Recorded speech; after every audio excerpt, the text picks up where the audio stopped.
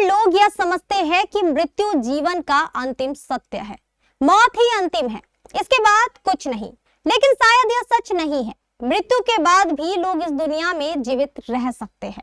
कैसे? जिस तरह दधीचि ऋषि ने अपनी अस्थियों को दान कर जीवन पर्यंत भी अपने आप को अमर कर लिया।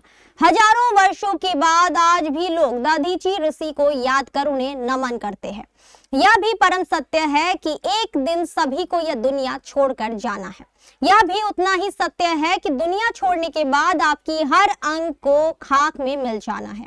लेकिन अगर खाक में मिलने के पहले आपका यह अंग दूसरों को नया जीवन देते तो इससे बेहतर भला क्या हो सकता है।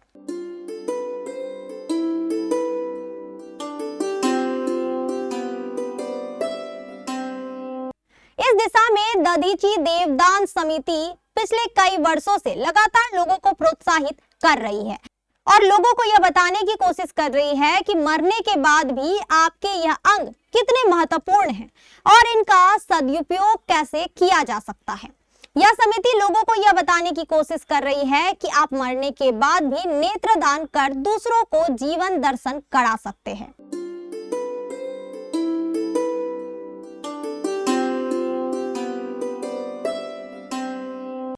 लीवर दान कर दूसरों को नया जीवन दे सकते हैं और किडनी दान कर किसी की जिंदगी को भी बचा सकते हैं।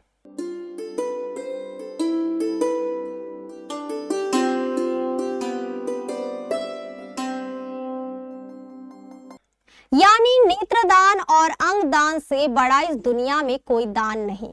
इसी उद्देश्य को लेकर आज कटिहार के सीताराम गार्डन में एक कार्यक्रम का आयोजन किया गया, जिसमें विधायक तारकिशोर प्रसाद, मेयर उषा देवी अग्रवाल, डॉक्टर रंजना झा और डॉक्टर ए.के. गुप्ता सहित कई गणमान्य लोग शामिल हुए।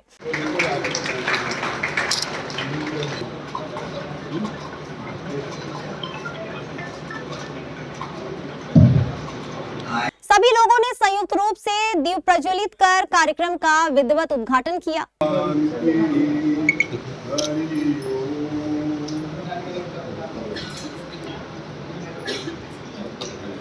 हमारे संवाददाता अरुण कुमार ने बताया कि कार्यक्रम के दौरान दधीचि देहदान समिति द्वारा कटिहार जिला कमेटी का भी गठन किया गया, जिसमें मेयर उषा देवी अग्रवाल को अध्यक्ष और डॉक्टर रंजन झा को सचिव मनोनीत किया गया।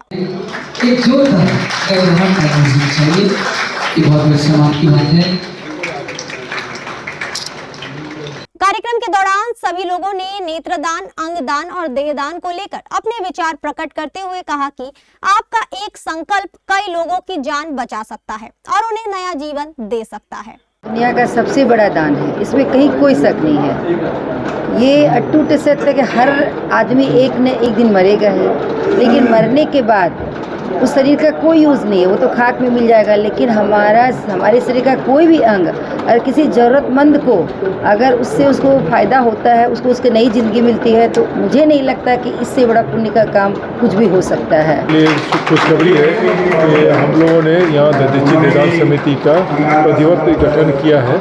तो ये दधीचि देहदान समिति क्या है, लोगों के मन में ये सवाल उठता है, आखिर ये समिति करती क्या है। जैसा कि लग रहा है कि देहदान, तो हम लोग मरने के बाद जो शरीर का जो विभिन्न अंगों का दान होता है ना, उसके लिए हम लोग काम करते हैं। ये अपना भारतवर्ष ऋषि मुनियों का देश है। महर्षि ऋषि दधीचि जो थे, उनकी प्रेरणा इस संगठन को खड़ा करने में कहीं न कहीं काम आई है। अभी तक 1600 से ज़्यादा नेत्रदान किया जा चुका है बिहार में।